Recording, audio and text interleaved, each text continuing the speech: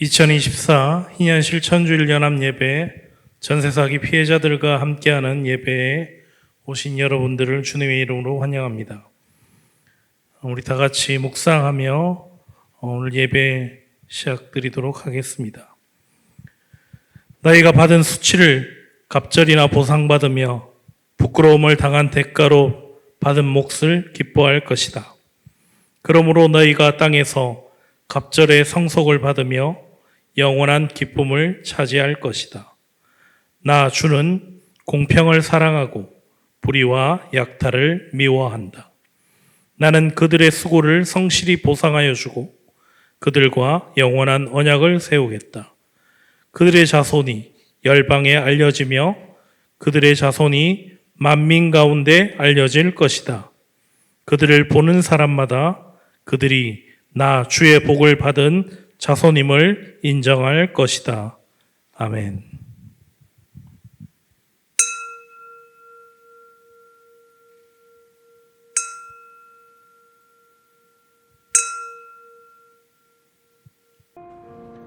이 시간 함께 찬양하심으로 우리를 부르시는 주님께 응답하겠습니다.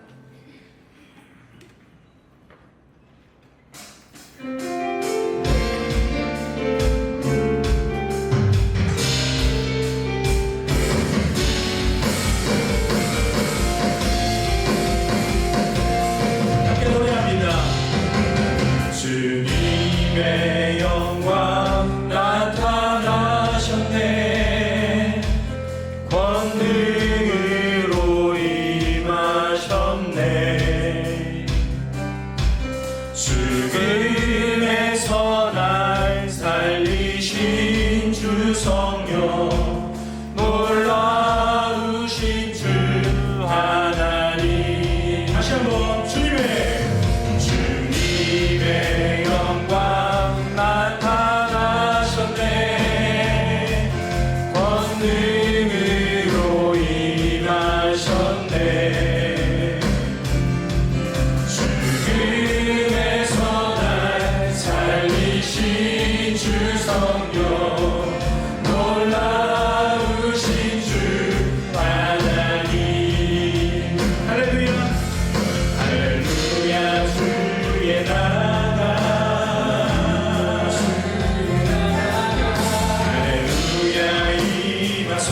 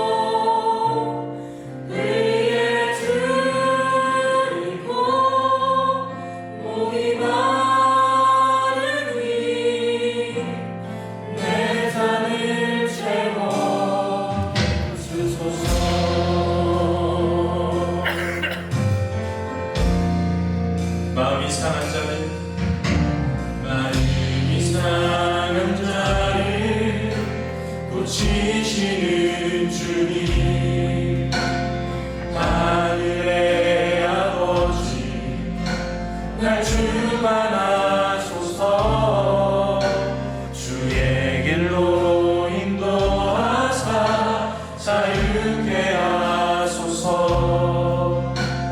새 일을 행하사 분케 하시고 위에 줄이고 목이 마르니 성령의 기름 부으소서. 위에 줄이고 목이 마르니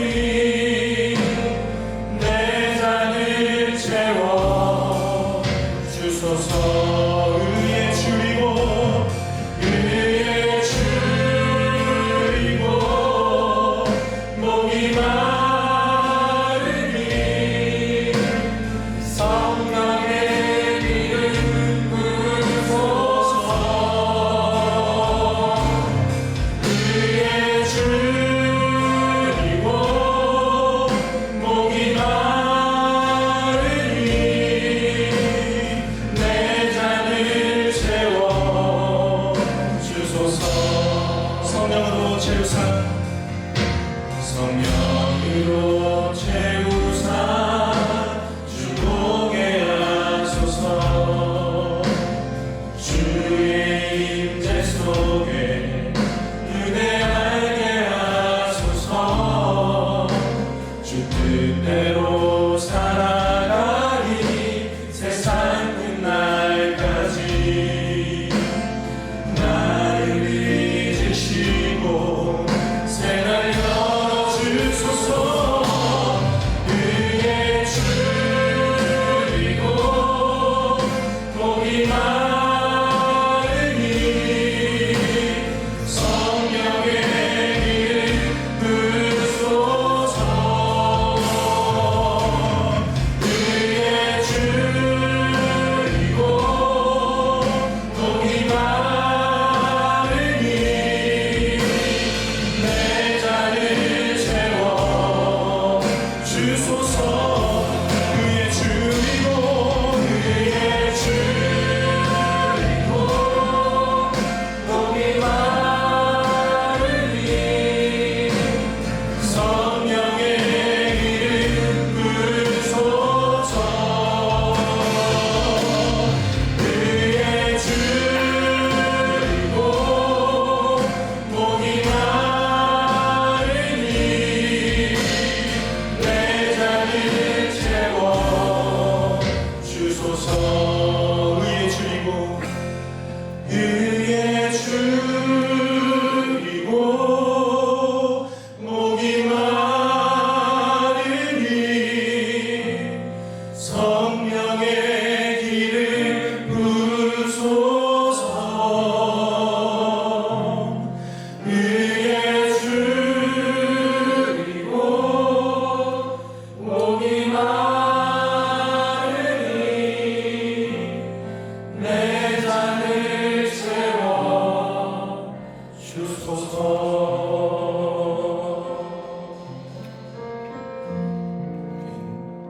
계속해서 침묵으로 기도하시며 더 깊은 예배 가운데로 나아가시겠습니다.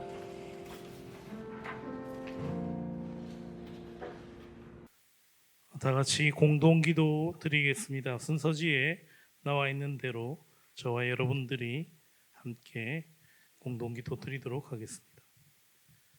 창조주, 토지의 주인이신 하나님, 우리의 인생이 하나님의 소유인 땅에 잠시 머무르는 거류민과 임차인임을 잊지 않게 하소서.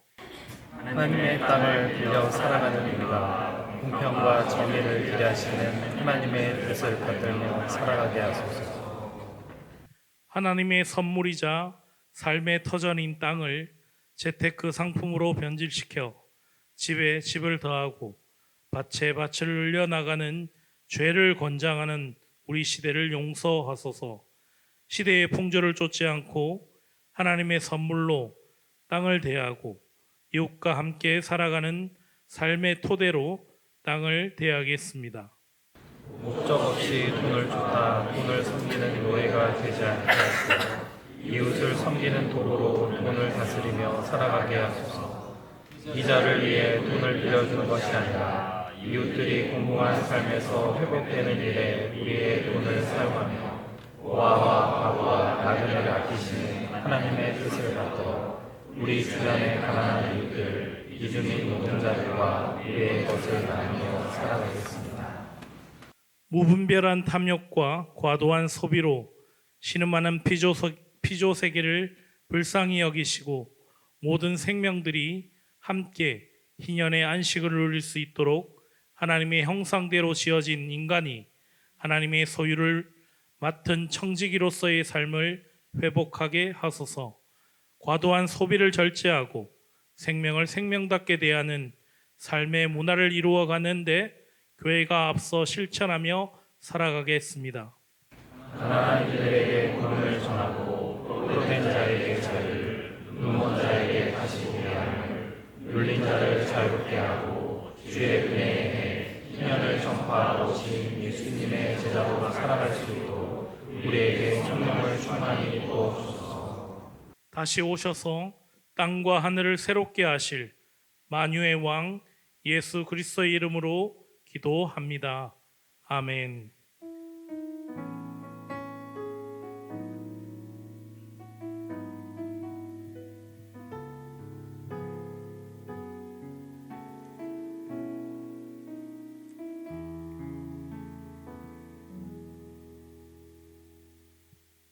네, 오늘 무더운 날에도 이렇게 먼 거리를 와주신 분들 모두 감사합니다.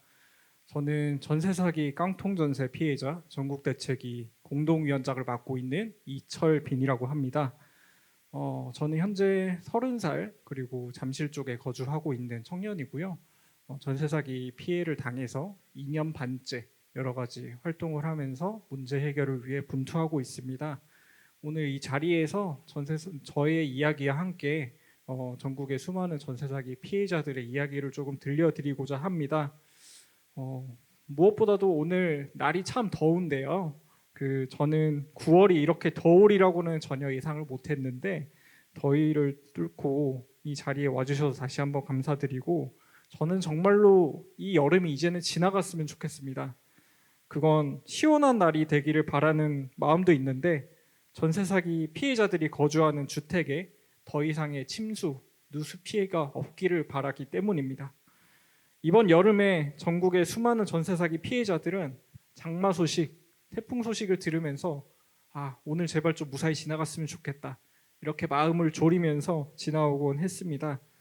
하지만 여전히 비가 많이 올 때 호실 내부에 물이 샌다거나 혹은 건물 외벽이 무너져 내린다거나 하는 그런 일들이 생겼고 곰팡이가 피거나 아니면 누수로 인해서 건물에 어떤 문제가 생겼을 때 아무런 도움도 받을 수 없는 상태에서 방치되고 있습니다. 이런 문제를 해결하려고 임대인에게 전화를 해본 적이 혹시 있으십니까? 저는 이런 문제가 다행히 없어서 전화를 해보진 못했지만 돈을 돌려달라고 임대인에게 수없이 많은 전화를 해보는데요. 저는 2년 반 전에 딱 한 번 임대인과 통화를 성공해봤습니다. 임대인하고 계약할 때 계약 당시에 보증보험 가입을 해주기로 약속을 하고 계약을 했는데 몇 개월이 지나도 보증보험 가입이 되지 않고 아무런 소식이 없어서 등기부등본을 떼보니까 세무서 압류가 떡하니 걸려 있더라고요. 그래서 너무 놀라가지고 임대인에게 전화를 해봐서 무슨 일이냐, 어떻게 해결하실 거냐 문의해보니까 너무 태연하게 종부세가 많이 나와서 그래요. 조만간 해결할 거니까 그만 연락 끊죠 이러면서 다시는 연락을 받지 않았습니다. 그리고 나서 집주인에게 계속 연락을 했는데 한 번도 성공한 적이 없고 이제 그의 소식을 다른 피해자들로부터 그리고 뉴스로부터 듣게 됐습니다. 혹시 기억하실지 모르겠습니다. 2022년 하반기를 떠들썩하게 만들었던 1139채 빌라왕이 사망했다는 소식을 그 빌라왕이 제 임대인이고요. 나중에 경찰 수사 결과 밝혀진 거로는 임대인이 소유했던 이제 주택이 1,500채 정도 있었고 피해액이 3,280억 정도 이렇게 되는 것이었고 아마 단일 전세 사기 그 사건으로는 아마 좀 최대 규모였던 걸로 추정을 합니다. 저는 그때 임대인하고 통화를 한 다음에 직감했습니다. 아, 망했다. 이거 전세 사기다. 라고 이렇게 직감을 하고, 그때 직장에서 등기부를 떼보고 집주인하고 통화를 해봤는데, 그 다음부터는 사실 그날 무슨 일을 했는지 전혀 기억이 안 났습니다. 그냥 무사히 퇴근을 했다는 것만으로도 저에게는 너무나 힘든 하루였거든요. 손이 덜덜 떨리고 등골에 땀이 줄줄 흐르는 그런 시간을 보냈고요. 전세 사기를 인지한 직후에는 현실을 부정하게 되더라고요. 내가 겪은 게 꿈일 거야. 며칠 지나면 등기부 등본에 아무 문제 없을 거야. 내가 잘못 본 거겠지. 이렇게 부정을 하다가 무시합니다. 다른 사람이 보기에는 별 문제가 없어요. 하지만 어느 순간 제 정신은 온데간데 집 걱정에 정신이 팔려 있고요. 그리고 밤에 혼자 있을 때 오만 생각이 다 뻗어나갑니다. 이 집에서 계속 살 수 있는 건지, 전세 대출을 못 갚으면 나중에 나는 신용불량자가 되는 건지, 이 빚을 갚기 위해 나는 평생을 쉬지도 못하면서 일을 해야 하는 건지, 그리고 나중에 결혼은 어떻게 해야 되는 건지, 주변에 이걸 얘기하면 제대로 이해받을 수 있을지, 이런 생각들이 꼬리에 꼬리를 물면서 걱정이 되고 불안이 심해지면 급기야 자책을 합니다.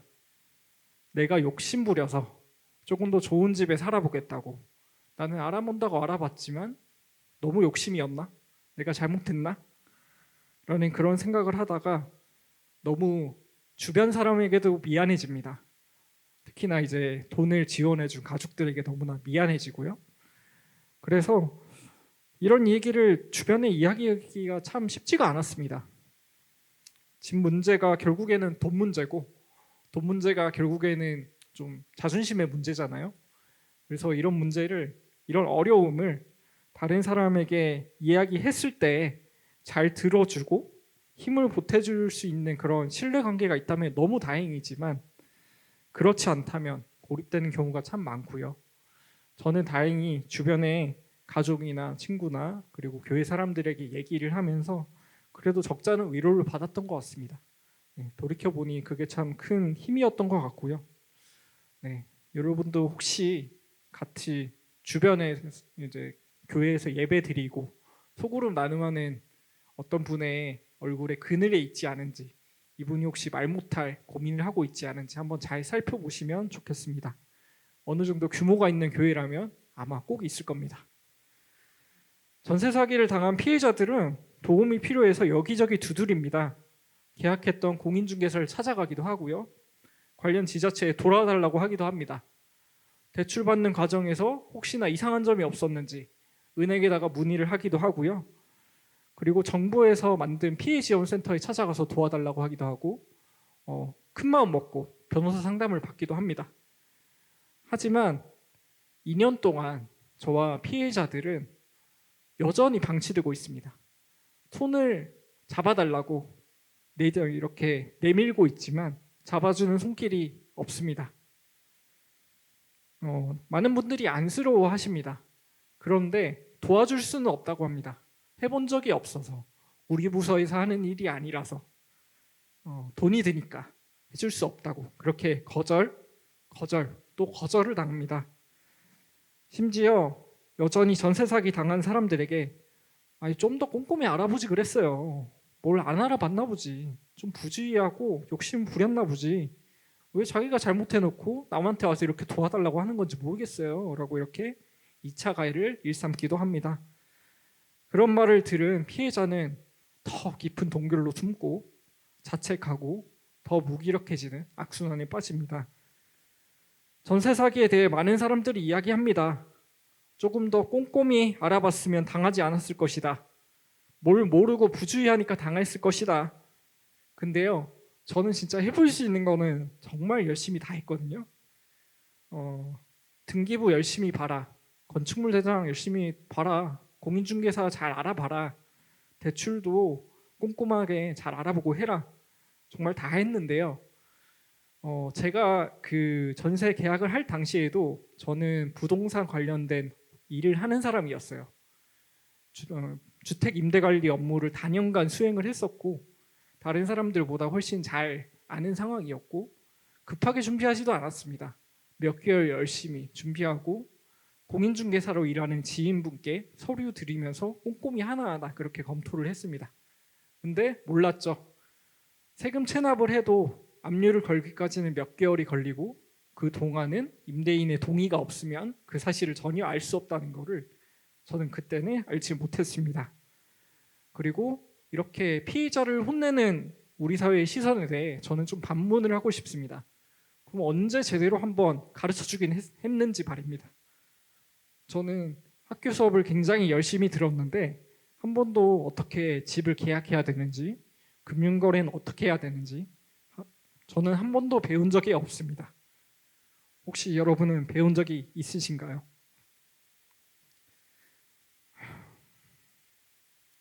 전세 사기를 당하지 않는 법을 많이 물어보세요. 최근에 또 묻지 못할 일인데 이렇게 언론 취재를 많이 하다가 알게 된 기자분들이 이제 본인 문제를 상담을 하기 시작을 하십니다. 제가 이런 문제가 있는데 어떻게 해야 되나, 제 지인이 이렇다는데 어떻게 해야 되나 저한테 물어보면 좀 뭔가 이상한 것 같지만 상담을 해드립니다.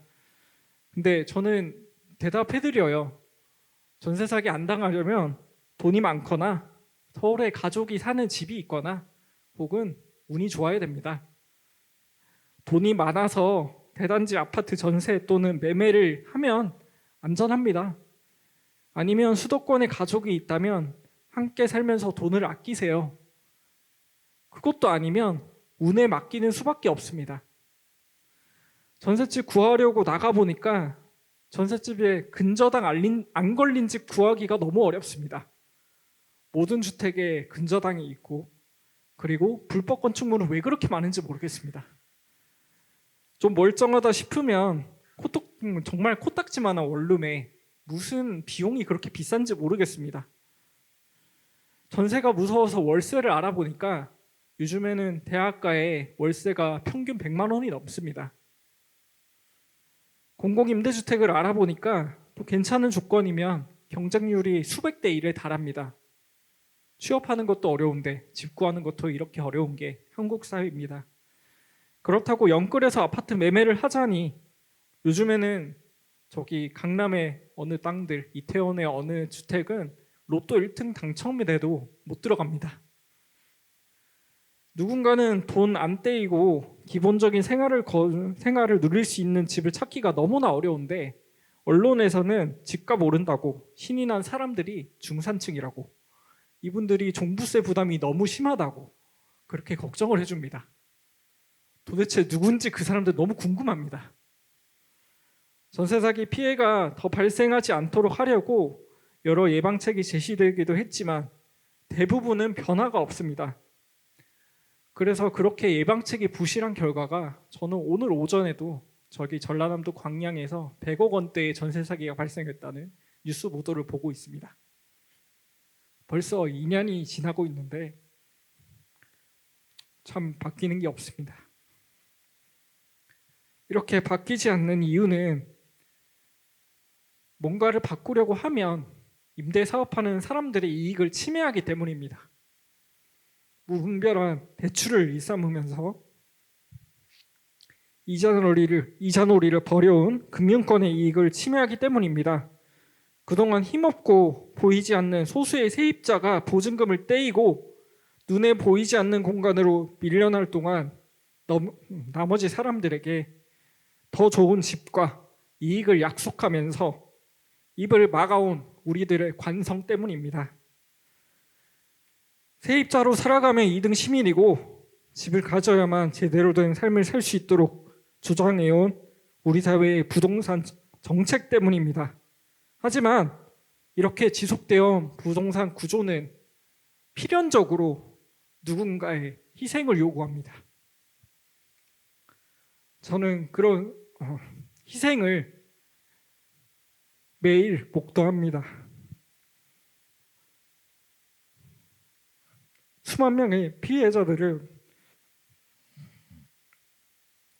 보증금을 회수하지 못하고 경매가 진행에 대해서 강제퇴거당할 위협에 놓여 있고 전세 대출 채무를 어떻게 갚아야 되는지 모릅니다.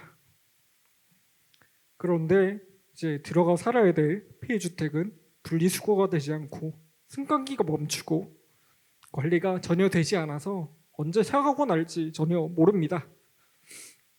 피해자들은 이런 상황인데 가해를 저지른 가해자들은 절반이 집행유예로 풀려납니다.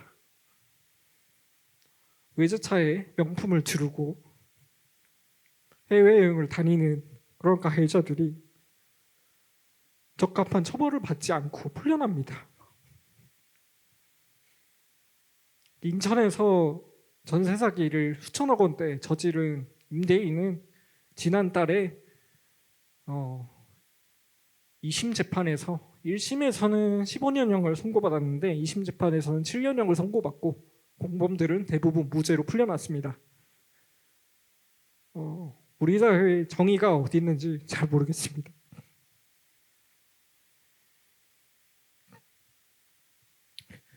피해자들은 너무나 힘들어서 수면장애를 호소합니다. 공황을 앓고요. 우울증을 겪습니다. 그리고 술, 담배에 의존하다가 며칠 전에는 살해 제보를 받았는데 폐암 말기 선고를 받은 피해자를 또 봤고요. 관계적으로도 스트레스를 크게 앓는 분들이 계십니다. 신혼부부인데 상대방에게 책임을 돌리고 상대방 탓을 하는 부부를 보면서 네가 이 집 구하자고 그랬지 이렇게 손가락질하면서 이혼 얘기를 겪습니다.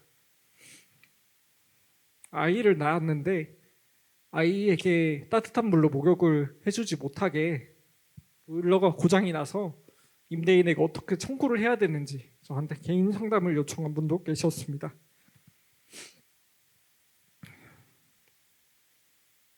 그렇게라도 살아계시면 다행인데요. 지금까지 돌아가신 분만 8분이 됩니다. 알려진 것만 이 정도니까 더 계실지도 모르겠습니다. 저는 그 돌아가신 분들을 전세사기 희생자라고 부릅니다. 우리 사회가 그분들을 이 세상 밖으로 밀어버렸다고 생각하기 때문입니다. 그 중에는 전세사기로 고통스러운 현실을 비관해서 스스로 생을 마감한 분도 계시고요. 스트레스로 건강이 악화되어 돌아가신 분들도 계십니다. 그 중에서 저를 가장 힘들게 했던 2분의 희생자가 기억이 납니다. 첫 번째 분은 작년 5월에 강서구에서 거주하다가 돌아가신 분인데요. 저와 같은 임대인의 피해자였고 저보다 한 2-3살 많았던 것 같습니다. 그런데 그분이 이제 금리가 오르면서 이자가 2배로 뛰어서 힘들어지니까 2잡 3잡 뛰면서 그러다가 뇌출혈로 과로사하셨습니다. 돌아가신 그날도 은행 가려고 서류를 다 챙겨놓으셨다고 그렇게 들었습니다. 두 번째 분은 올해 5월에 대구에서 돌아가신 분인데요. 대구 피해자 대책위 활동도 열심히 하면서 씩씩하게 살아내려고 굉장히 노력을 하셨고 돌아가시기 며칠 전에도 제발 좀 살려달라 민원을 시청에 구청에 그렇게 넣었습니다. 그런데 아무런 응답도 받지 못했고 그 와중에 전세 사기를 저지른 임대인이 돈 안 주는 것만으로도 모자라서 월세를 내놓으라며 행패를 부리고 주택의 인터넷선을 자르려고 하는 과정에서 실랑이가 크게 있었다고 합니다. 너무 스트레스를 받으셨고 유서를 남기고 떠나셨는데 제발 좀 살려달라. 저도 잘 살아보려고 했습니다. 그런데 왜 아무도 도와주지 않는 겁니까?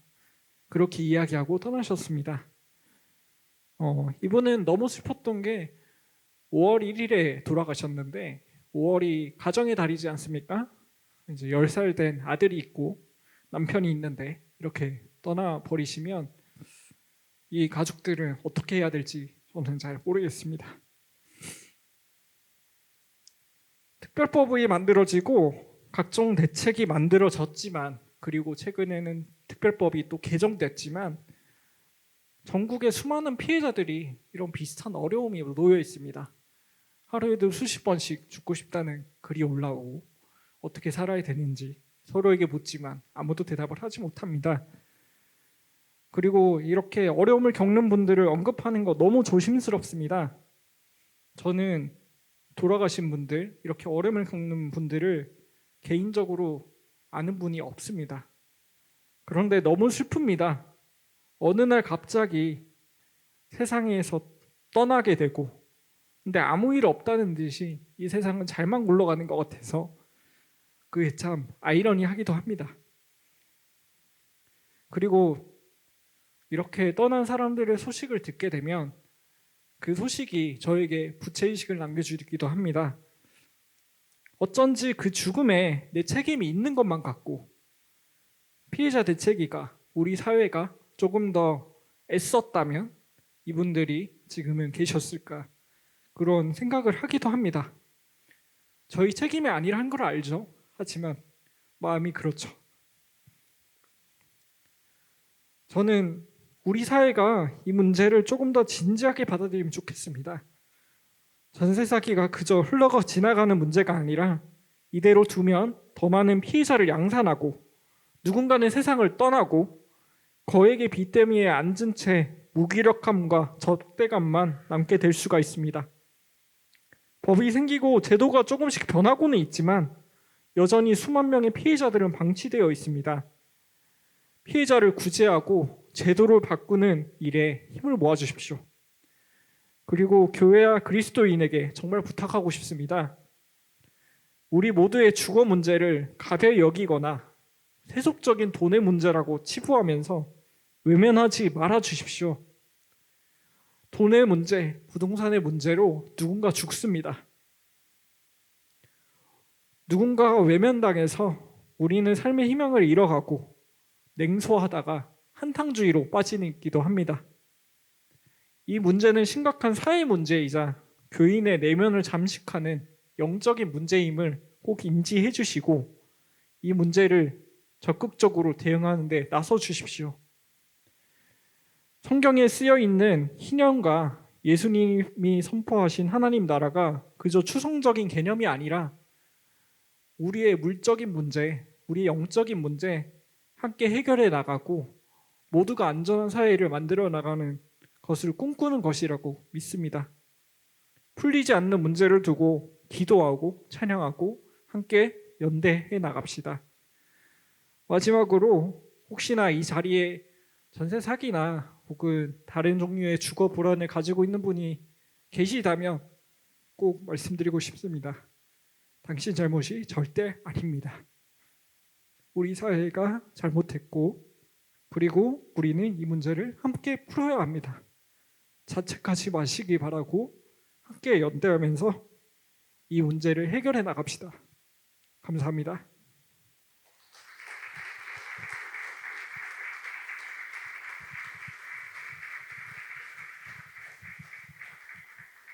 너무나 귀하고 가슴 아픈 증언 감사합니다. 이 시간에는 다 같이 하나님께서 주신 말씀을 함께 나누도록 하겠습니다. 오늘 우리가 함께 은혜 받을 말씀은 구약 성경 미가서 2장 1절로 5절의 말씀입니다. 제가 여러분들을 대신해서 읽도록 하겠습니다. 순서지를 참고하시면 되겠습니다.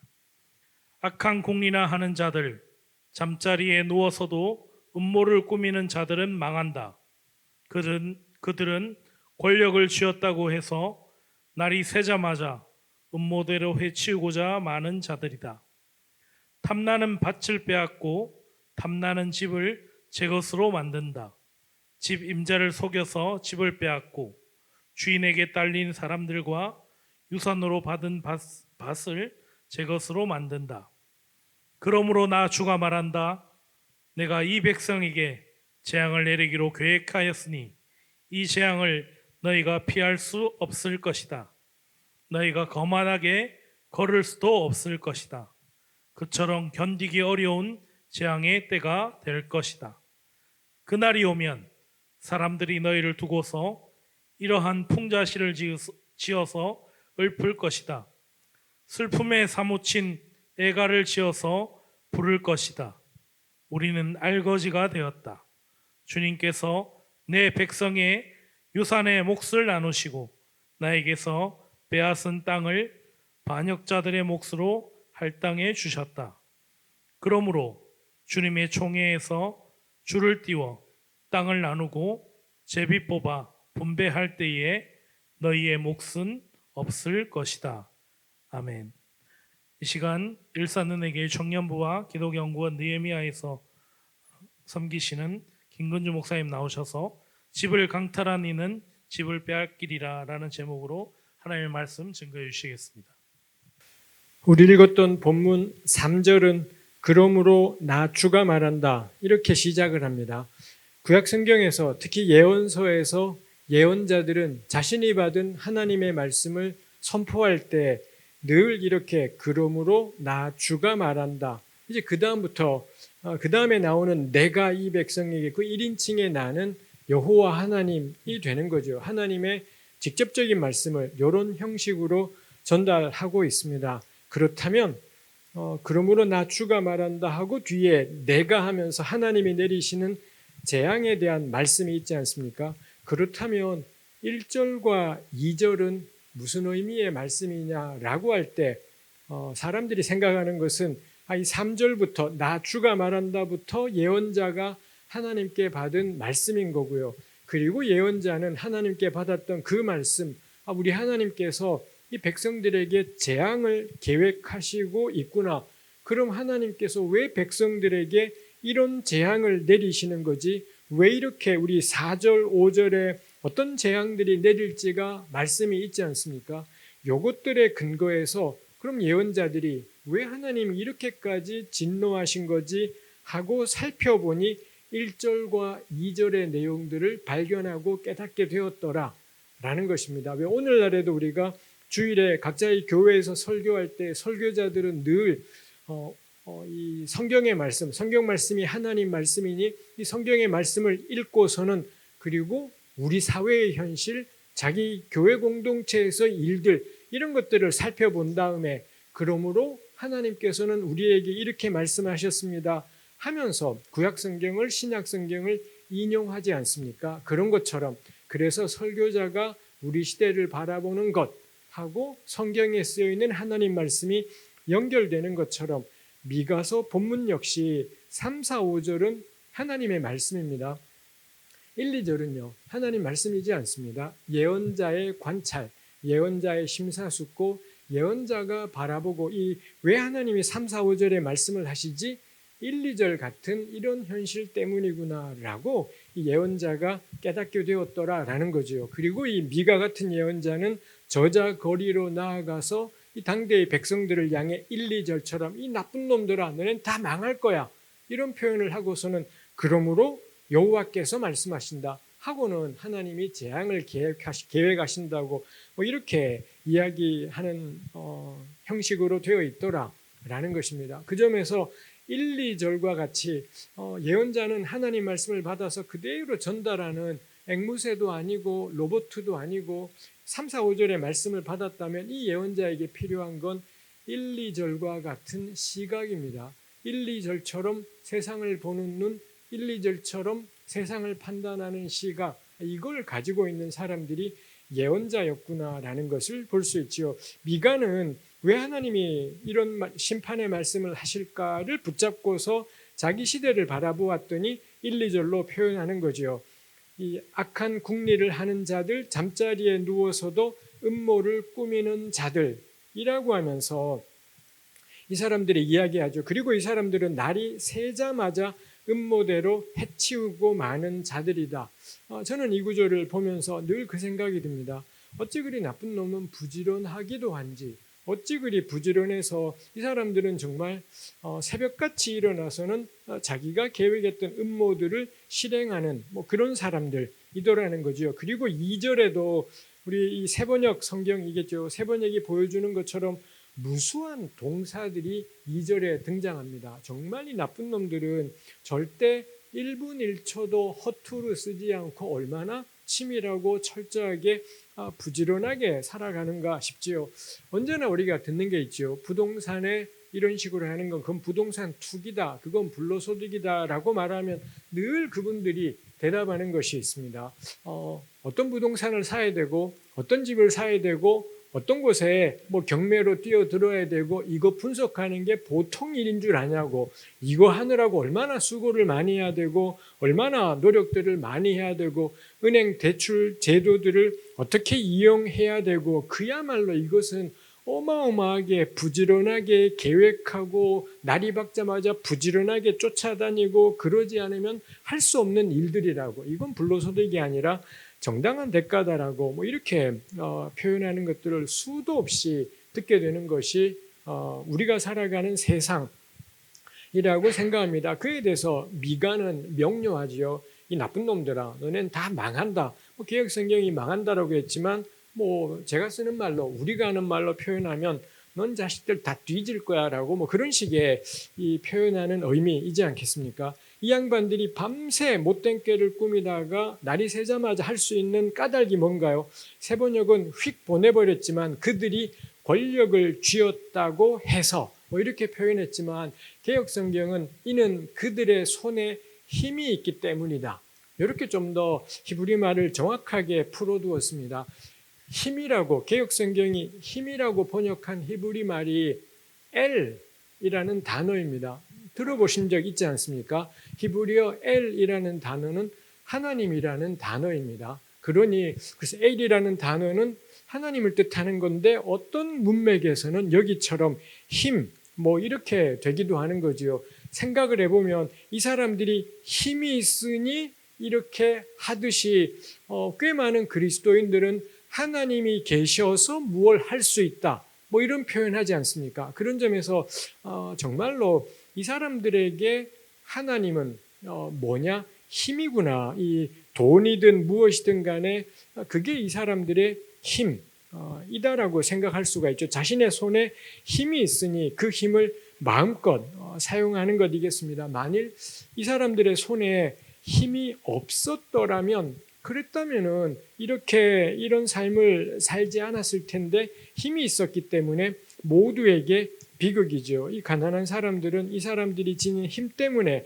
고통을 당하고, 그 다음에 이렇게 자신의 손에 있는 힘을 휘두르는 사람들은 그로 인해 결국 하나님의 심판을 받아서 박살나게 될 테이니 참 힘이라는 것이 재앙이구나 싶은 것이 있지요. 그래서 이 그들의 손에 있는 힘, 이것 때문에 이 사람들이 새벽같이 일어나서 부지런히 음모대로 해치울 수가 있지요. 저는 이건 늘 우리가 교회가, 그리고 모든 우리 함께 하려는 사람들이 늘 기억할 일이다 싶어요. 우리가 늘 유혹당하는 게 좋은 권력입니다. 괜찮은 권력이 존재하면 세상이 좋아질 거라고, 절대 그렇지 않을 거라고. 권력은 하나님입니다. 권력은 하나님이기 때문에 사람이 그 권력을 통제할 수 있느냐, 그 힘을 잘 사용해서 괜찮은데 사용할 수 있게 하느냐, 그렇지가 않다라는 걸 전 성경이 줄기차게 보여주고 있다 싶어요. 좋은 권력은 거짓말일 거라고, 선한 권력은 절대로 거짓말일 거라고. 만일 선한 권력이라는 게 세상에 존재한다면 예수께서는 굳이 사람의 아들로 사람으로 갈릴리 나사렛에 오실 필요는 없었을 것이다 라는 겁니다. 전 예수님의 존재 자체가 선한 권력은 형용모순이다라는 걸 보여준다 싶습니다. 2절에 이 나쁜 놈들의, 부지런하고 나쁜 놈들의 행태를 표현하는 말들로 이렇게 탐나는 밭을 빼앗고 제 것으로 만든다, 강탈한다, 뭐 이런 표현들이 있죠. 여기 탐내다라는 동사가 있고 탐나는 밭, 탐나는 집, 뭐 이런 말들이 있습니다만, 탐내다라는 동사의 목적으로 집이 쓰인 경우, 집을 탐낸다, 이게 뭐 성경에 겁나 흔할 것 같지만 사실 미가서의 요 2장 2절 요 한 구절하고 그 다음에 또 한 군데는 십계명의 10번째 계명입니다. 출애굽기 20장이나 신명기 5장에 나오는 십계명의 10번째 계명에 내 이웃의 집을 탐내지 마라가 있어서 집을 탐내다가 십계명하고 미가서 외에는 안 나온다라는 점에서 여기 배경에 십계명이 있는 것이겠지요. 십계명 가운데는 도적질하지 말라도 있지 않습니까? 도적질하지 말라는 것하고 내 이웃의 집을 탐내지 말라하고는 어떤 의미의 차이가 있을까요? 도적질한다라는 건 전부 다 상대 도적질하는 거나 남의 집을 탐내는 거나 전부 다 제 것 아닌 걸 탐낸다라는 점에서는 똑같지만 도적질은 저 사람이 모를 때 슬쩍 가져오는 게 도적질이라면 내 이웃을 탐내어 차지하는 것은 저 사람도 알고 있고 나도 알고 있고 모두가 알고 있는 가운데 상대방의 것을 가지고 오는 것. 그 점에서 합법적으로 상대방의 것을 가지고 오는 것. 그게 십계명의 10번째 계명이 이야기하는 내 이웃의 집을 탐내지 말라라는 말씀의 의미입니다. 그러면은 이웃의 집을, 이웃의 것들을 합법적으로 가져오는 방안이 뭐겠습니까? 아마도 성경에는 십계명도 그렇고 미가서에도 명시적인 언급은 없습니다. 그렇지만 합법적으로 남의 것을 빼앗아 올 수 있는 유일한 가능성이 뭘까? 빚이었을 거다라는 거죠. 빚이라는 것이 있을 때 합법적인 일들이 가능했겠다이죠. 이런 상황을 생생하게 보여주는 게 느헤미야서 5장입니다. 바벨론 포로 갔다가 돌아왔던 공동체들의 이야기인데 우리 5장에 보시면 거기에서도 사람들이 흉년 때문에 자기 집이나 땅을 저당 잡히고 빚을 내고 그 다음에 페르시아 당국에 세금을 내야 됐기 때문에 또다시 집이나 땅을 저당 잡히고 빚을 내고 이랬던 상황들인 겁니다. 근데 이렇게 빚내기까지 힘겨웠던 상황이 하루아침에 좋아지지는 않다 보니 또 갑자기 흉년이 들어온다라든지 혹은 또 갑자기 제국에 세금을 내야 된다든지 이런 일들이 있다 보니 결국 그 빚을 갚을 수가 없어서 저당을 잡았던 집이 넘어가고 밭이 넘어가고 포도원이 넘어가고 그 다음에는 더 이상 아무것도 없으니 이제 사람이 넘어가지요. 그 집 아이가 남의 집에 종으로 가게 되고 그 집 딸이 팔려가게 되고 심지어 아내까지도 넘어가게 되는 이런 일들이 느헤미야 5장 1절부터 차례대로 이런 일을 겪은 가난한 사람들이 너무 괴롭고 끔찍해서 우리 바벨론 땅에 포로로 끌려갔다가 이제 돌아왔는데 자유가 해방되어 돌아왔는데 이게 다시 무슨 꼴이냐, 다시 우리는 종이 되게 생겼다라고 이렇게 이야기하는 것을 볼 수 있죠. 그 점에서 저는 미가서 2장 1, 2절의 상황에 아주 구체적인 생생한 사례가 느헤미야 5장의 모습이겠다 싶습니다. 그래서 2절에 보니 빚 때문에 이 집 임자에게서 집을 빼앗아 가게 되고 주인에게 딸린 사람들, 유산으로 받은 밭 전부를 제 것으로 만들지요. 우리 여기는 5절까지만 다루었지만 미가서 그 뒤로 읽어보시면 2장 9절에 가면 백성의 여인네들이 즐거운 집에서 쫓겨나고 어린 자녀의 삶이 짓밟힌다. 이런 것이 있습니다. 이거 분명히 2장 9절 말씀도 이런 2장 1, 2절 상황에서 연결되는 것이겠고 느헤미야 5장에서도 나오게 되지요. 이렇게 빚 때문에 모든 게 넘어가고 그러다 보니 이 여성들의 삶이 쑥밭이 되고 아이들 역시 삶이 초토화되어 버리는 이런 상황들이 있더라라는 것입니다. 세번역은 2절에서 세번역은 원체 풀어서 번역하다 보니 저도 역시 찾기가 약간 애매하다 싶은데 2절 중간에 집 임자를 속여서 집을 빼앗고 제 것으로 만든다. 아마도 이 제 것으로 뭐를 그렇게 번역했는지 모르겠습니다. 하여튼간에 여기에 쓰인 중요한 동사가 훔치다라는 동사하고 이 억압하다라는 동사가 있습니다. 훔치다, 억압하다 이런 동사라서 우리한테 훔치다라는 건 남 모르게 슬쩍 가져가는 거고 억압하다는 주로 이런 독재자들이 사람을 억누르는 것 이런 것들을 생각하게 되지만 이 동사들이 문맥에 따라서 여기처럼 빼앗다, 훔치다 동사가 빼앗다로 번역되기도 하고 억압하다 동사가 아마도 제 것으로 만든다 이렇게 이 번역되기도 해요. 개역 성경 같은 경우는 여기서 이 빼앗다 동사, 빼앗다라고 옮기고 이 억압하다 동사는 강탈하다라고 옮기기도 했더랬습니다. 이 두 동사가 같이 나오는 것도 구약에 그리 예가 많지 않은데 미가서 2장 2절에 그 빼앗다, 강탈하다가 같이 나왔다면 또 이 두 동사가 같이 나온 게 레위기 19장 13절입니다. 개역을 한번 들어보시겠습니까? 너는 내 이웃을 억압하지 말며 착취하지 말며 품꾼의 삭슬 아침까지 밤새도록 너에게 두지 말며.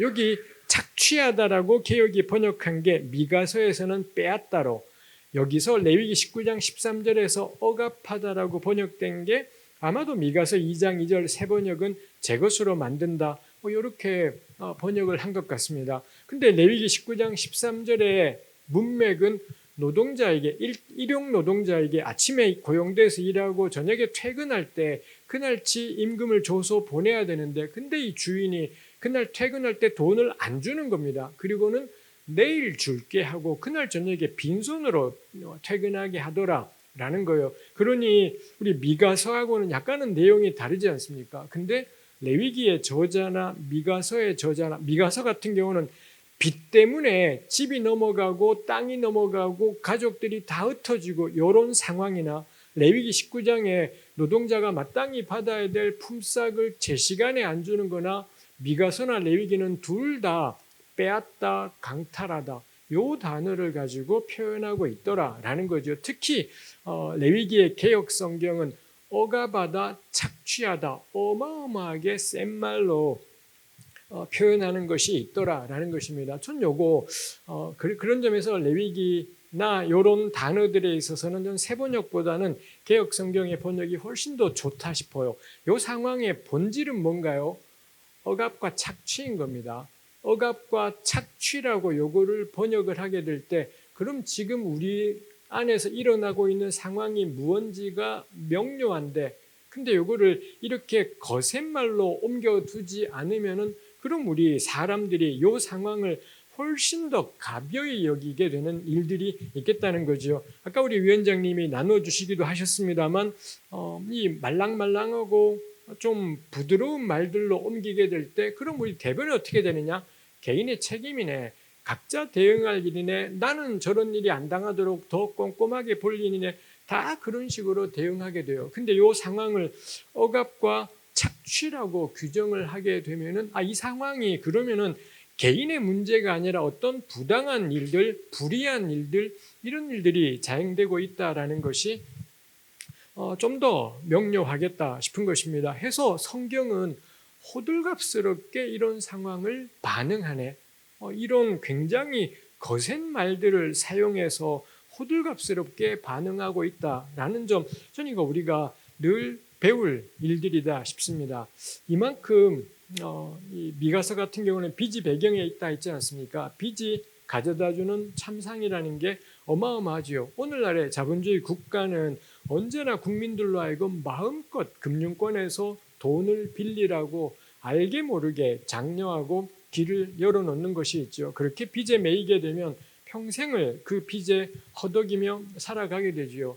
사람이 못돼 먹어서 그러는 것이 아니라 금융권에 빚이 있게 되면, 그러면 이제 옆에 다른 사람이 그 어떤 고통을 당해도, 그 어떤 괴로움을 당해도 내 코가 석자이다 보니 주변에 아무것도 돌아볼 수도 없지요. 그래서 우리 시대의 사람들을, 저를 포함한 사람들을 개인화시키고 고립시키는데 가장 효과적인 게 뭐냐?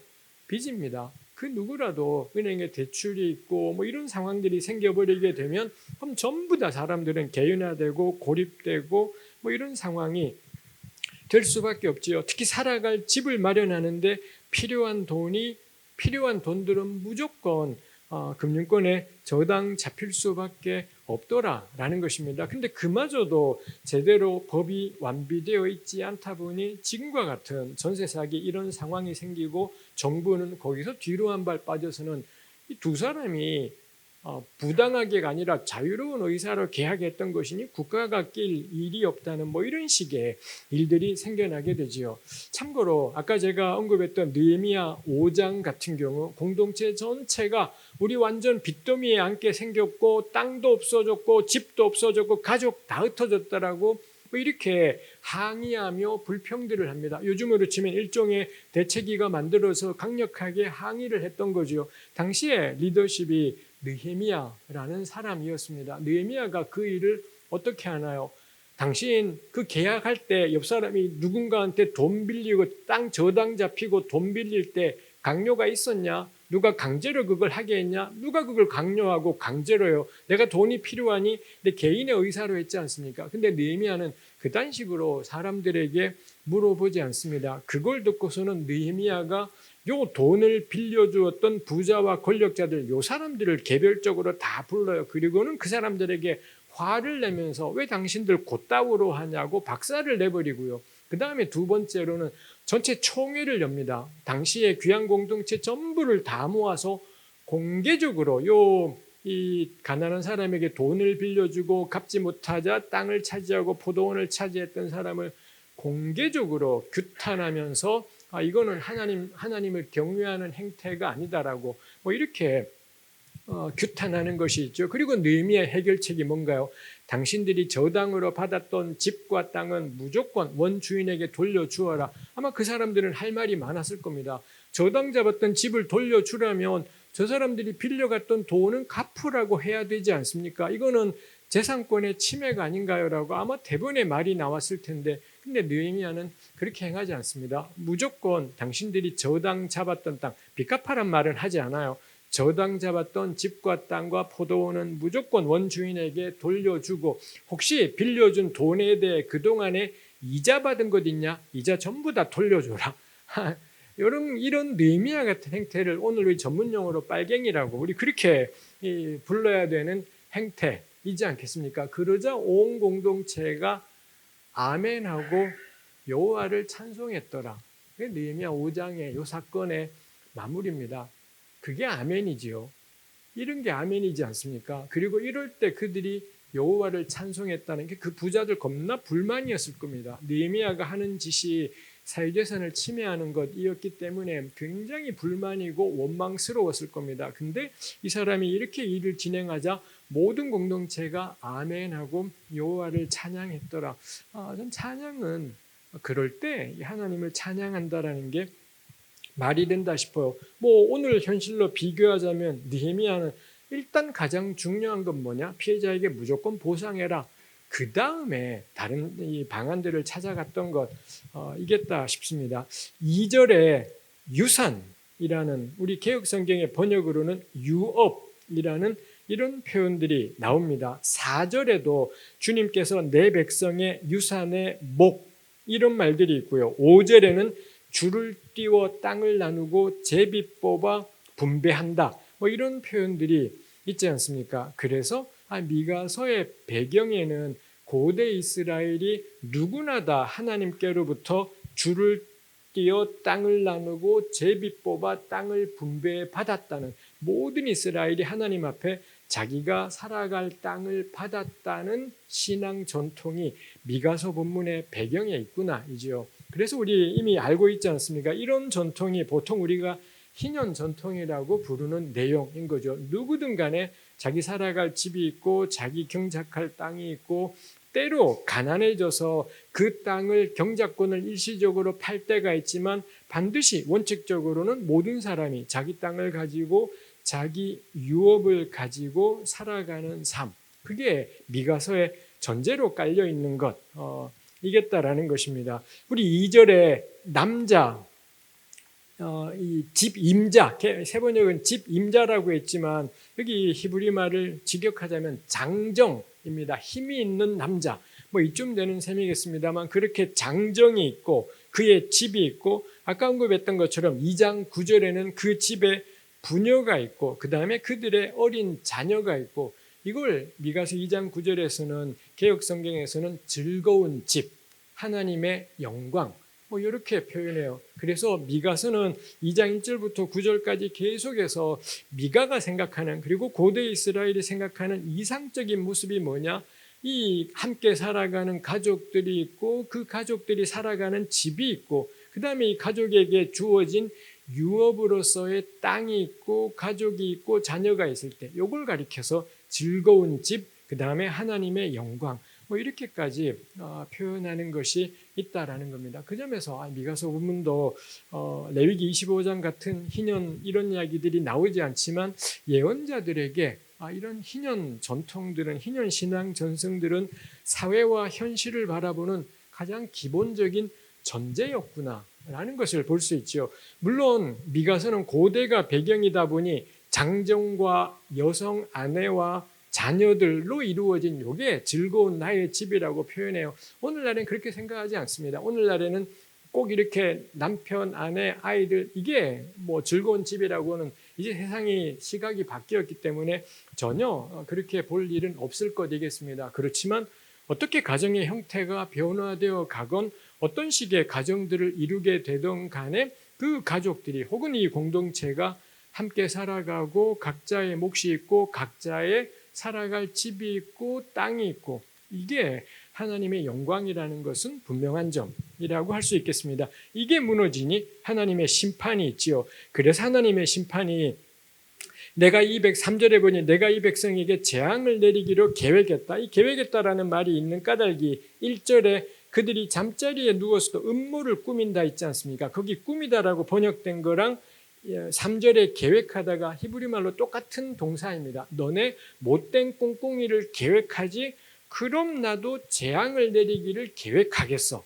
이렇게 되는 거죠. 그리고 1, 2절에 가난한 사람들의 집과 땅을 다 빼앗아 가버렸지 않습니까? 그러자 4절에 하나님 그럼 나도 너네들의 모든 땅과 너네 목들을 다 빼앗아서 남 줘버리겠다라고. 그리고 5절에도 역시 너네 몫은 거기에 없을 거다라고 이렇게 말씀하시는 것을 볼 수가 있습니다. 해서 하나님의 심판은 뜬금없는 것이지 않지요. 뿌린 대로 거두리라 내가 행한 대로 되돌려 받으리라 요 원칙 눈에는 눈이라는 이런 말로 표현할 수 있는 그 원칙이 하나님의 심판에도 적용되어 있습니다. 결국 하나님의 심판이라는 건 이 사람들이 손에 힘을 가진 사람들이 자기들의 권력과 경제력을 이용해서 합법적으로 가난한 사람들의 삶을 쑥밭으로 만들어갈 때 하나님이 하시는 게 뭐냐?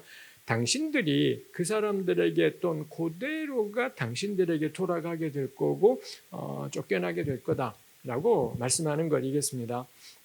말씀을 마무리하겠습니다. 5절에서는 이 공동체를 주님의 총회, 개역성경은 여호와의 회중이라고 해요. 다 소용없는 표현입니다. 여호와의 회중이든 주님의 총회이든 이 본문은 신앙 고백 같은 거 하나도 이야기하지 않습니다. 주님의 총회, 여호와의 회중에 속하는 자격으로 이 본문이 이야기하고 있는 것은 밭과 유업입니다. 집과 밭, 이런 것들에 대해서 어떤 태도를 가지느냐, 그게 주님의 총회 안에 포함된다는 의미이고 여호와의 회중 안에 존재한다라는 의미인 거죠. 그래서 미가는 여호와를 경외하는 이스라엘의 정체성은 신앙 고백이지 않아요. 집과 밭에 대해서 어떤 태도를 취하느냐, 이게 하나님의 총회에 속하는 것이다라는 겁니다. 근데 이들이 남들의 기업을 이렇게 빼앗고 이런 일들이 부지기수로 일어나게 되었더라. 그럼 그대로 그들에게 돌아가게 되더라라는 것입니다. 마지막에 결론적으로 나누고 싶은 것이, 그렇다면 우리 미가서 말씀을 진지하게 생각한다면 대한민국 사회의 존속이, 교회의 존속이라는 것은 지금 우리 전세 사기 이걸로 함께 우리 희년 실천주일 예배를 드리지만 이 사람들의 사정이 해결되지 않는다면, 이런 일들이 계속 반복되어진다면 하나님의 심판은 명약관화한 거죠. 어떤 심판이 있겠습니까? 너네도 다 같은 일을 당하게 될 거라고. 그래서 이게 성경의 원칙이지 않습니까?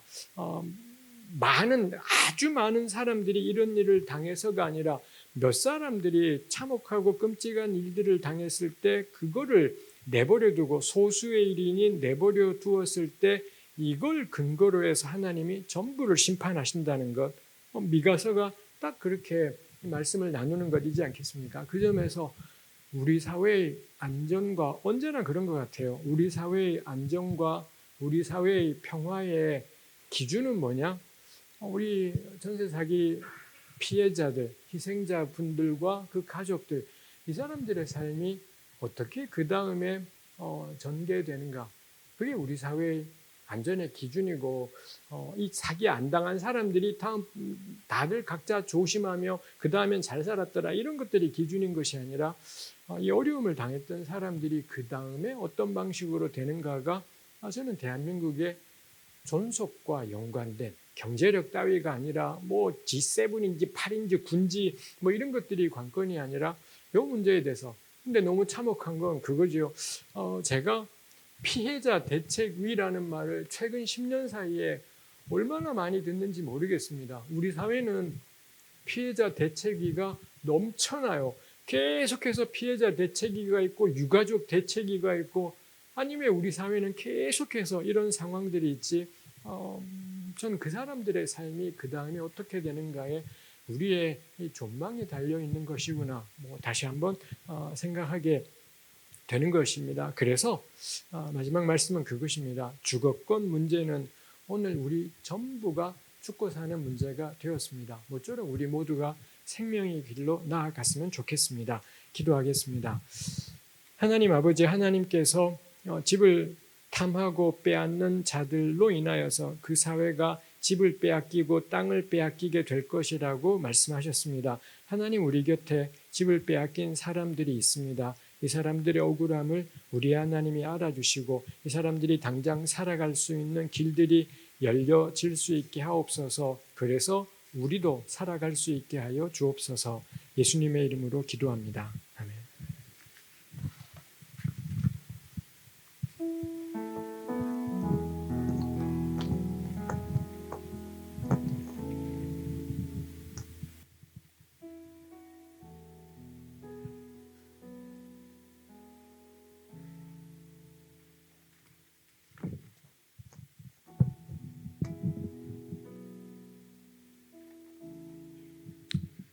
전세사기 피해자를 위해 기도하겠습니다.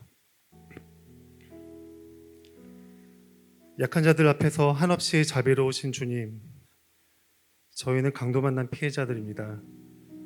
하루아침에 집에서 쫓겨날 위기에 처했고 평생 수고해서 모은 재산을 빼앗기게 됐습니다. 새로운 가정과 직장을 얻을 기회조차 잃어버리게 됐고 이제는 이 모든 상황이 우리의 생명과 영혼마저 위협하고 있습니다. 하나님, 부디 저희를 긍휼히 여겨 주십시오. 악인을 벌하시고 정의를 세우시는 주님, 저희는 이 시대의 불의와 탐욕의 피해자들입니다. 부동산 제도의 취약점을 악용해 보통 시민의 자산을 강탈하는 범죄 집단의 욕심과 서민들의 주거 안정성을 제대로 점검하지 않은 채 막상 사고 발생 이후에는 모든 책임을 개인에게 덮으려는 정부와 지자체, 금융기관의 무책임과 무능 앞에서 저희는 괴롭고 무기력합니다. 무엇보다 자산 증식을 최우선의 가치로 여기고 부동산을 가장 효과적인 자산 증식 수단으로 여겨왔던 이 시대의 왜곡된 가치와 질서가 저희와 같은 피해자를 계속 만들어 오고 있습니다. 하나님, 부디 바라옵기는 이번 사건에서 잘못을 저지른 이들에게 끝까지 책임을 묻고 이 사회에서 무너진 공동체 가치와 하나님의 정의를 바르게 세워주십시오. 가난한 자에게 기쁜 소식을 주고 눌린 자에게 자유를 주시는 주님, 저희는 살기 원합니다. 저희는 평범했던 일상을 회복하길 원합니다. 국회가 지난달 28일 본회의를 열어 전세사기 특별법 개정안을 가결했습니다. 저희의 요구가 일부 받아들여졌고 피해자 인정 요건이 완화되고 보증금 일부를 회수하는 길도 생겼습니다. 감사합니다. 하지만 피해 유형과 피해자들의 사례가 워낙 복잡하고 다양해 새롭게 개정된 구제안으로부터 소외되는 이들이 발생하지 않을까 걱정됩니다. 하나님, 피해자들 중에는 강제 퇴거의 위기와 보증금 대출 상환의 압박과 신용 불량자로의 전환에 노출되어 오늘 내일 간신히 버티는 이들이 있습니다.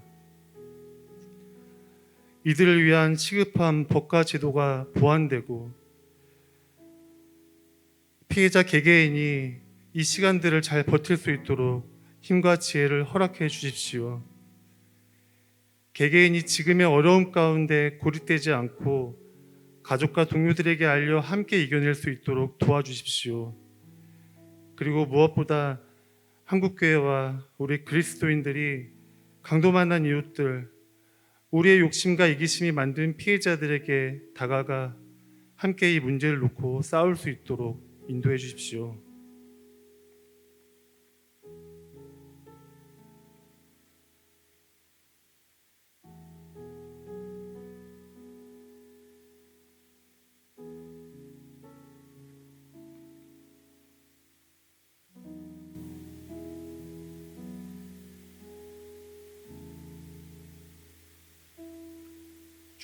주거 불안정을 겪고 있는 이들을 기억하며 기도하겠습니다. 땅을 다지시고 그 땅을 온갖 생명의 주거 바탕으로 주신 하나님 감사합니다. 나무와 풀이 땅에 뿌리를 내리고 인간과 비인간 동물이 땅에 기대어 삶을 일구어 갑니다. 땅은 생명 순환의 터이고 주거라는 거룩한 권리의 원천입니다.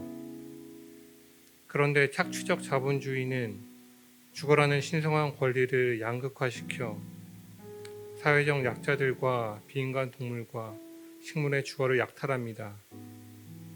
가난한 자, 사회적 소수자는 더 열악하고 더 위험하고 더 불안정한 곳에서 살아야 합니다. 주거의 부정의는 사회의 불의, 삶의 불평등이 되어 우리를 위협하고 갈라놓습니다. 하나님, 이 땅에 주거의 정의가 세워지기 원합니다. 공공임대주택이 더욱 활성화되어 주거가 모두의 권리가 되길 바랍니다. 전세 사기 피해자가 나오지 않고 집을 소유하지 않는 것이 불행이나 차별거리가 되지 않도록 세입자를 보호하는 정책이 촘촘하게 제정되기를 소망합니다. 경제 성장이라는 괴물에 의한 희생양이 발생하지 않도록 집이 투자거리에서 벗어나기를 기도합니다. 헌법은 국가가 모든 국민의 쾌적한 주거 생활을 위해 노력해야 한다고 하고, 주거기본법은 국민이 물리적, 사회적 위험으로부터 벗어나 쾌적하고 안정적인 주거 환경에서 인간다운 주거 생활을 할 권리를 갖는다고 합니다. 이러한 권리가 일부의 권리가 되지 않고 모두의 권리가 되길 원합니다.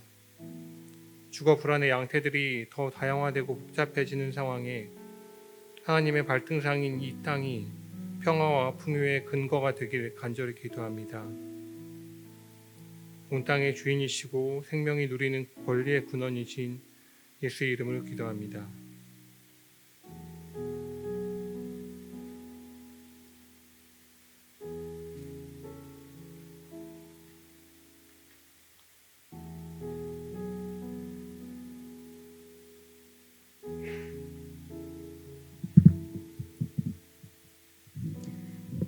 토지 정의를 기억하며 기도하겠습니다.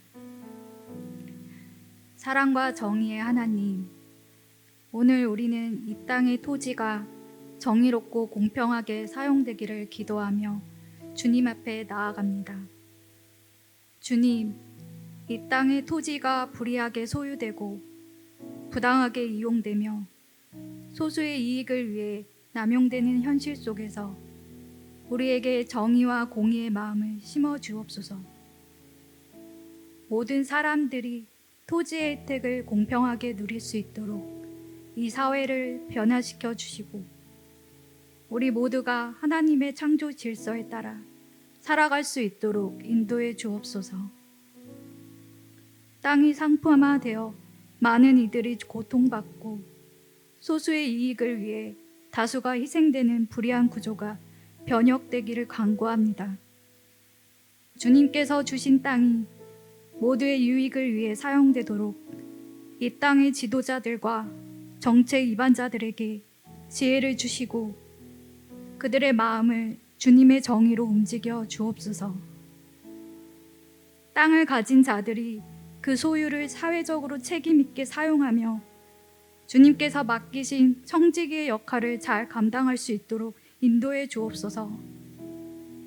또한 땅이 없는 자들이 그들의 권리를 잃지 않도록 주님께서 그들의 필요를 채우시고 평등한 기회를 허락하여 주옵소서. 주님, 토지가 단지 개인의 이익을 위한 도구가 아니라 하나님의 창조물로서 모든 사람이 함께 누리고 가꾸어야 할 자원임을 우리가 깨닫게 하시고 이 땅이 모든 사람에게 공평하게 돌아가는 사회를 이루기 위해 힘쓰게 하옵소서. 이 모든 기도를 올리며 우리 주 예수 그리스도의 이름으로 기도드립니다. 아멘.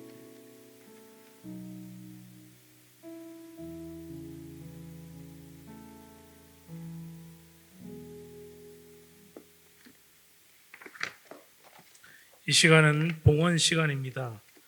오늘 봉헌은 오늘 드려지는 헌금은 모아서 전세 사기 피해자 대책위 활동에 전달하도록 하겠습니다. 혹시 준비하지 못하신 분들은 순서지 뒷면에 온라인 계좌 번호가 안내되어 있습니다. 참고해 주시면 되겠습니다. 함께 찬양하시면서 하나님께 봉헌 드리도록 하겠습니다.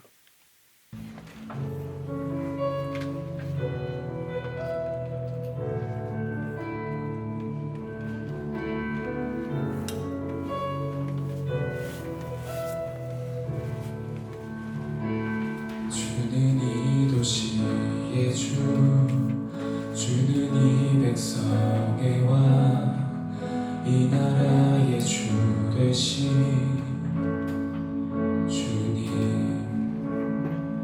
주는 어둠 속의 빛, 절망 가운데 소망, 참된 평화 되시는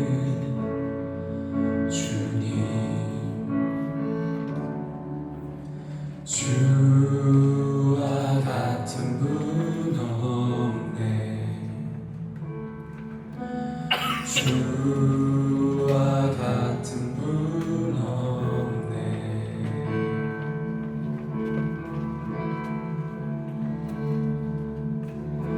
더 위대한 일이 땅에, 더 놀라운 일이 도시에 이루어지리.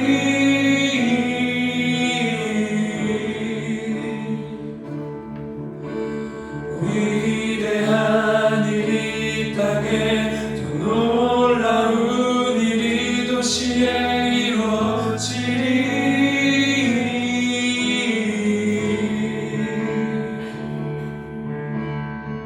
주는 이 도시, 주는 이 도시의 주, 주는 이 백성의 왕, 이 나라의 주 되신 주는 어둠 속의 빛, 절망 가운데 소망, 참된 평화 되시는 주님. 주와 같은 분 없네. 주와 같은 분 없네.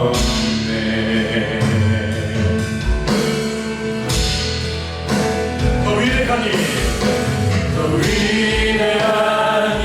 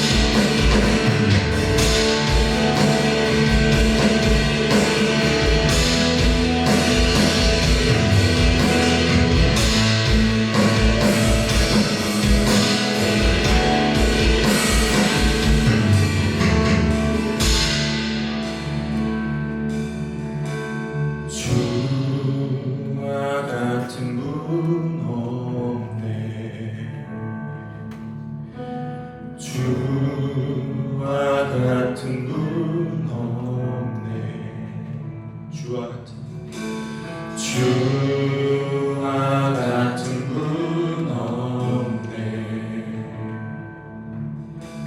주와 같은 분 없네. 주와 같은 분 없네. 주와 같은 분 없네. 주와 같은 분 없네.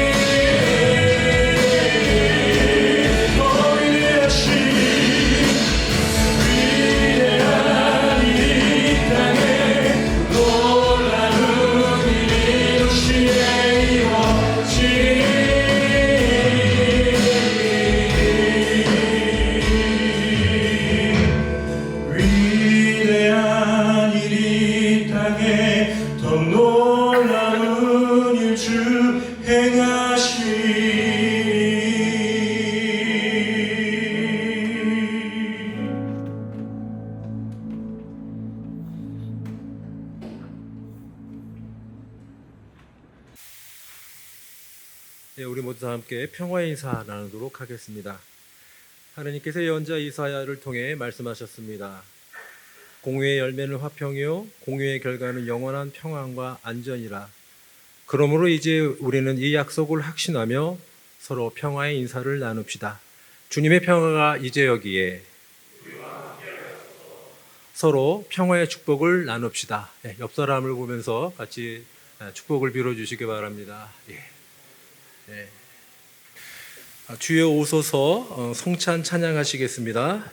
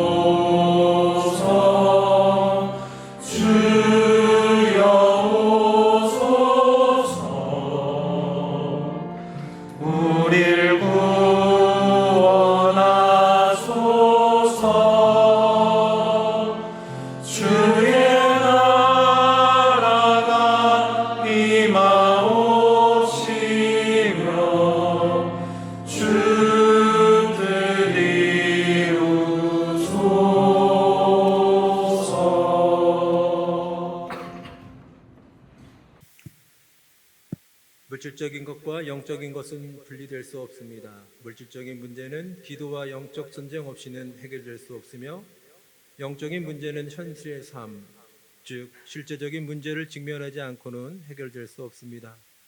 그러므로 주여 우리가 이 물질을 주님께 올려드리며 이 빵과 포도주를 이 식탁에 봉헌할 때에 우리의 현실을 변화시키는 성령의 능력을 경험하게 하소서. 기꺼이 십자가를 지신 주 예수 그리스도의 은혜와 태초로 지금까지 일하고 계신 하느님의 신실한 사랑과 갈라진 것들을 하나 되게 하시는 성령의 친교가 이제 여기에 마음을 드높이 우리 주 하느님께 감사합시다. 자비로우신 성부 하느님, 주님께서는 이 세상을 만드실 때에 음과 양의 조화 가운데 다양한 모습으로 만드시고 그 안에서 기뻐하셨나이다. 그 후에 땅 위에서는 당신의 형상을 닮은 사람을 만드시고 그들에게 땅을 주시어 풍성한 삶을 누리게 하셨으며 당신의 백성들을 부르시어 함께 기쁨을 누릴 동역자로 삼으셨나이다. 또한 당신의 백성이 이기심에 빠져 이웃의 필요를 돌보지 않고 이웃의 스웃을 빼앗을 때에도 주께서는 그 사람들을 거두지 않으시고 독생자 예수 그리스도를 보내어 희년의 복음을 선포하게 하셨나이다. 사람으로 오신 그리스도께서는 성부 하느님의 법에 따라 정의를 행하시어 가난한 이들에게 좋은 소식을 전하시고 포도랜 이들을 자유롭게 하시고 눈먼 이들이 다시 보게 하시며 은혜의 해를 선포하셨나이다.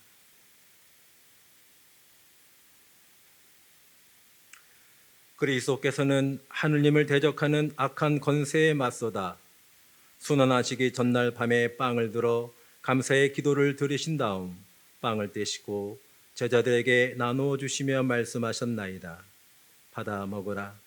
이것은 너희를 위하여 주는 내 몸이니 나를 기억하여 이 예를 행하라.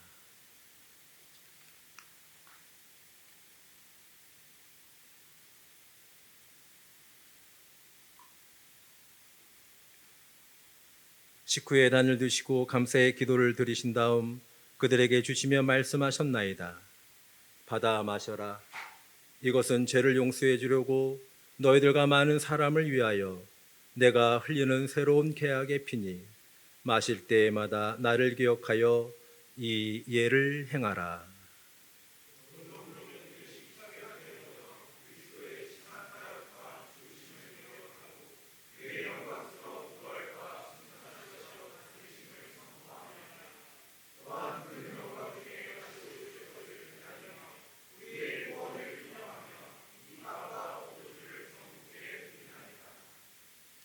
성부께 배우니 이 빵과 포도주 위에 창조의 성령을 내리시어 당신의 백성을 위한 하늘의 양식이 되게 하소서.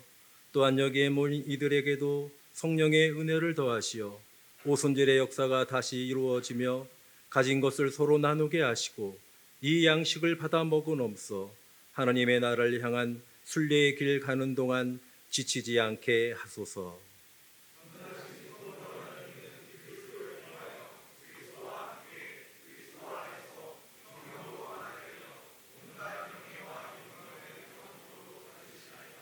아멘.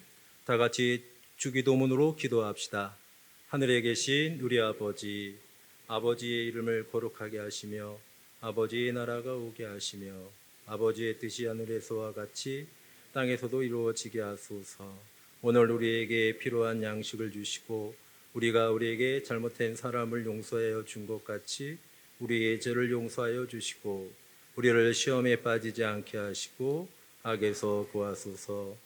나라와 권세와 권능과 영광이 영원토록 아버지의 것이옵니다. 아멘. 우리는 이 빵을 떼어 주님의 몸을 나눕니다.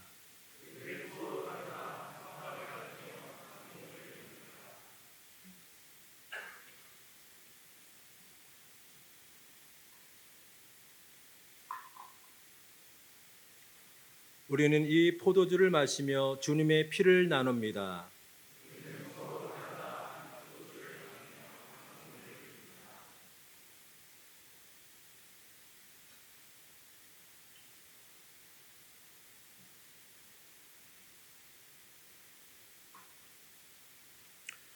우리의 신현이신 예수 그리스도께서 지금 여기에 우리와 함께 계시니 이 식탁에 나와 하늘의 잔치를 누립시다. 아멘.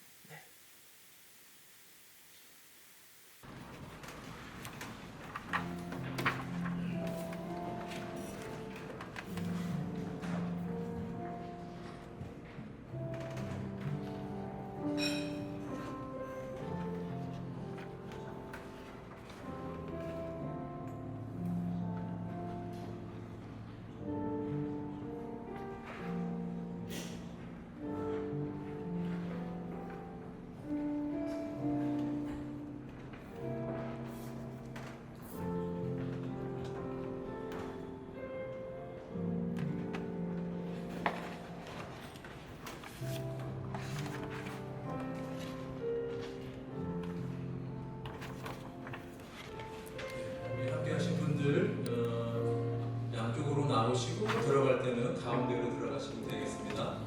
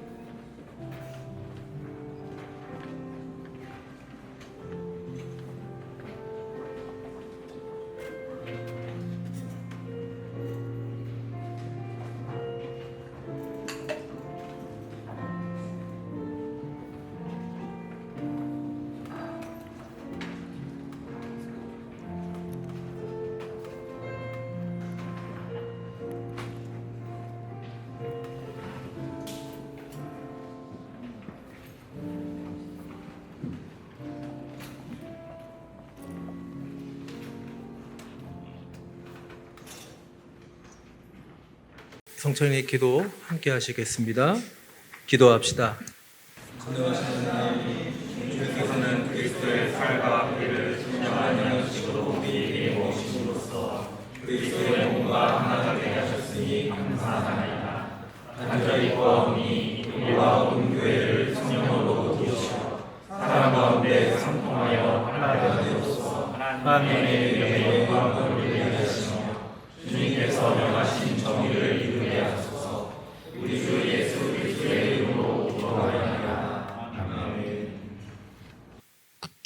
파송의 시간입니다. 예수님께서 부탁하신 것은 온 세계에 나가서 신자를 만드는 것도 온 세계에 나가서 전도하라는 것도 아니었고 오직 온 세계에 나가서 제자를 삼으라는 것이었습니다. 제자는 십자가를 지는 사람입니다. 하나님의 뜻대로 처음부터 끝까지 사는 사람입니다. 그러므로 우리는 나가서 십자가를 지고 그리스도를 따르며 성령께서 주시는 지혜를 힘입어 온 세상에 희년의 기쁜 소식을 전합시다. 그리스도의 이름으로 아멘. 공동 축도하시겠습니다. 주님께서 이제 여기에 우리와 함께 하소서. 하나님의 무한하신 평화가 하나님의 법을 사랑하는 이들과 함께 하시오. 우리 주 예수 그리스도의 사랑 안에 항상 머무르게 하시고 전능하신 하나님 성부와 성자와 성령은 여기 모인 모든 이들에게 강복하소서.